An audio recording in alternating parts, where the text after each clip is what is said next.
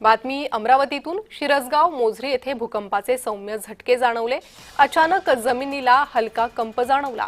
ग्रामस्थांमध्ये काही काळ भीतीचं वातावरण होतं। आमदार राजेश वानखेडे यांनी प्रत्यक्ष या ठिकाणी जात पाहणी केली आहे। अमरावती जिल्ह्यात शिरसगाव मोझरी येथे भूकंपाचे सौम्य झटके जाणवले। यामुळे ग्रामस्थांमध्ये काही काळ भीतीचं वातावरण निर्माण झालं। यात कोणतंही मोठं नुकसान झाल्याची माहिती समोर आलेली नाही।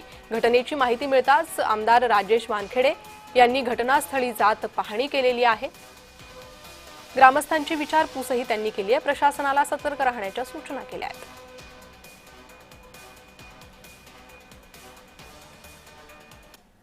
हे धक्के संपूर्ण गावातील महिलांनी पुरुषांनी अनुभवले, लहान छोट्या मुलांनी अनुभवले आणि मी स्वतः गावामध्ये जाऊन नागरिकांशी चर्चा करून आलो।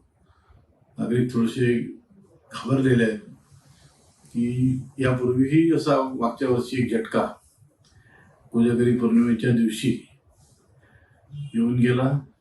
त्यामुळे नागरिकांमध्ये थोडंसं भीतीचं वातावरण आहे।